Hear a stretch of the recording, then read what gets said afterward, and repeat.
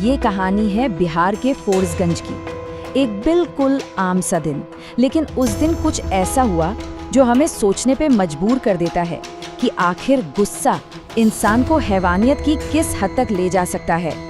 बस सोचकर देखिए, दिन दहाड़े एक खचाखच भरे बाजार के बीचों बीच एक आदमी इंसान का कटा हुआ सिर हाथ में लेकर बिल्कुल शांत चल रहा था।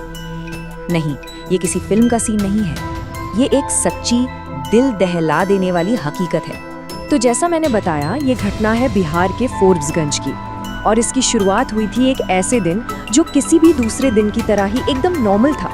बाजार में वही रोज की तरह की चहल पहल थी, लोग आ जा रहे थे, कोई सब्जी खरीद रहा था, कोई अपने काम पर जा रहा था।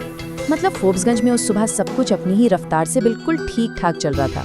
और इसी भीड़ के बीच में थे इस पूरी कहानी के दो अहम किरदार। एक थे सत्तू बेचने वाले रवि चौहान और दूसरे थे पिकअप ड्राइवर अली हुसैन। दो बिल्कुल आम लोग जो बस अपनी अपनी जिंदगी जी रहे थे। तो फिर आखिर ऐसा क्या हुआ कि इन दोनों आम लोगों की दुनिया एक इतने भयानक मोड़ पर आकर टकरा गई? शायद मन में आ रहा होगा कि कोई पुरानी दुश्मनी होगी या कोई बड़ा झगड़ा, लेकिन नहीं, वजह इतनी मामूली थी कि यकीन करना भी मुश्किल हो जाता है। सारा विवाद था सिर्फ इस बात पर कि गाड़ी कहाँ पार्क होगी। हाँ, बस एक पार्किंग स्पॉट को लेकर।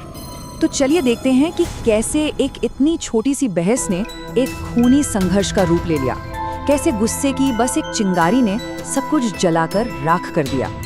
ये सब बहुत तेजी से हुआ। पार्किंग को लेकर बहस शुरू हुई, फिर देखते ही देखते आवाजें ऊंची हो गईं, गुस्सा बेकाबू होने लगा, और फिर अचानक एक चाकू निकल आया। बस उसी एक पल में इंसानियत जैसे कहीं खो गई। सैकड़ों लोगों की आंखों के सामने रवि चौहान ने अली हुसैन का सिर धड़ से अलग कर दिया। पूरा बाजार एक पल के लिए एकदम सन्न रह गया। लेकिन कहानी यहाँ खत्म नहीं हुई, बल्कि यहाँ से तो एक और भी ज्यादा भयावह अध्याय की शुरुआत होने वाली थी।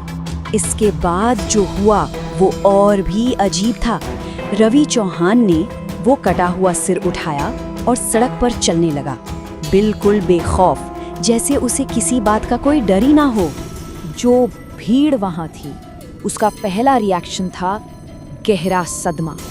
लोग बस दूर खड़े होकर ये सब देख रहे थे, किसी की कुछ भी करने की हिम्मत नहीं हो रही थी। सब जैसे खौफ से जम गए थे।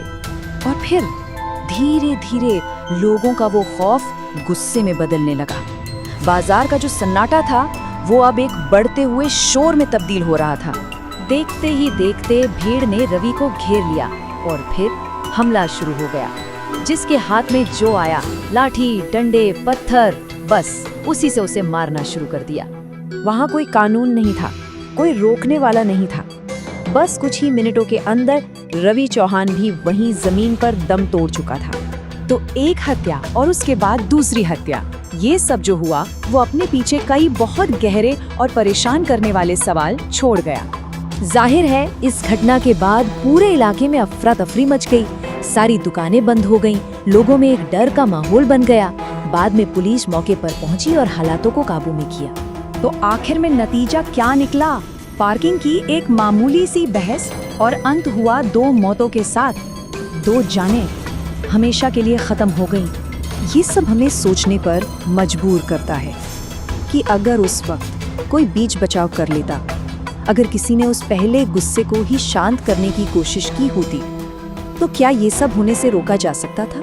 और शायद सबसे बड़ा सवाल तो यही है कि भीड़ ने जो किया, क्या वो फैसला इंसाफ था या फिर उसी हैवानियत का एक और चेहरा?